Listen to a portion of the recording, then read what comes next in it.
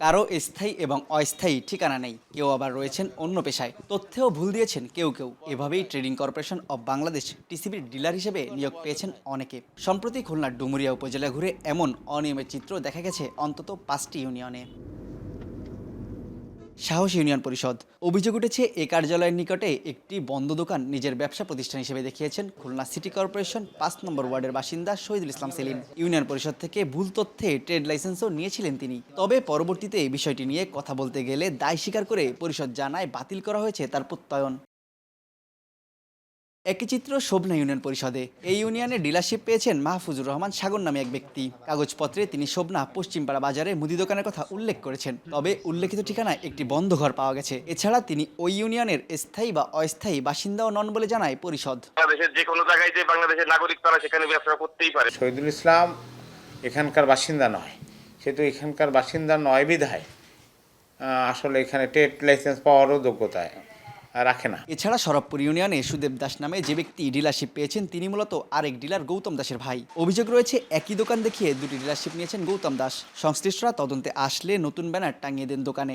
আর চোখ ফাঁকি দেওয়ার জন্য নিকটবর্তী বাজারে 3 মাস আগে একটি গোডাউন ভাড়া নিয়েছেন। 3 বছর ধরে দুটির কার্যক্রম একটি দোকানে কিভাবে পরিচালনা করছেন জানতে চাইলে এড়িয়ে যান গৌতম দাস। আমাকে এটা জানা ছিল না, আমি এর জন্য খুব সরি, দুঃখিত। আমি আপনাদের কাছে ক্ষমা প্রার্থনা করছি। এদিকে মাগুরঘোনা ইউনিয়ন পরিষদে নজরুল স্টোর নামে একটি মুদি দোকানের বিপরীতে এস এম নজরুল ইসলামের নাম চূড়ান্ত হয়েছে। তবে তিনি স্থানীয় একটি এমপিওভুক্ত মাদ্রাসার শিক্ষক। নির্ধারিত ঠিকানায় নেই মুদি দোকানও। অপরদিকে ডুমুরিয়া ইউনিয়নে চূড়ান্ত হওয়া তানসিফ স্টোরের কাগজপত্রে তথ্যে গড়মিল দেখা যায়। অবশ্য তা স্বীকার করে ভুলবশত এমন হয়েছে বলে দাবি ডিলার সাব্বির হাসানের। গতকালকে আমার বললো যে আমি একটা ডিলার হয়েছি। আমরা কোনো মুদির দোকান, এখানে মুদির দোকান আছে আইডি।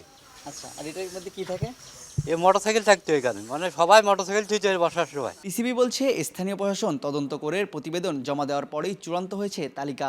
আর তদন্ত করে ব্যবস্থা নেওয়ার আশ্বাস জেলা প্রশাসকের।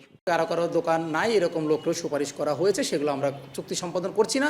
আবার কোনো কোনো ক্ষেত্রে দেখা যাচ্ছে যে দোকান থাকা সত্ত্বেও তাদেরকে প্রেশারাইজড করে তাদের জন্য ডিলারশিপের আবেদনটা অনুমোদন না হয়, তাহলে তারা আবার নতুন করে আবেদন করতে পারবে, অথবা পরের সিরিয়ালে যারা আছে তাদেরটা অগ্রাধিকার পাবে। এরকম কোনো কোনো ক্ষেত্রে হচ্ছে, যারা ভুয়া অভিযোগ তুলেও কাজগুলো করছে। এখানে কোনো রাজনৈতিক বিবেচনা কাজ করবে না, অথবা কোনো ধরনের, আমরা সম্পূর্ণ প্রভাবমুক্ত থেকে আমরা এই বিষয়টি আবার পুনঃ তদন্ত করে দেখব এবং যারা অনিয়ম করেছেন তারা অবশ্যই বাদ পড়বেন। টিসিবির সবশেষ নিয়োগে খুলনার বিভিন্ন এলাকায় 33 জন ডিলার হিসেবে মনোনীত হন।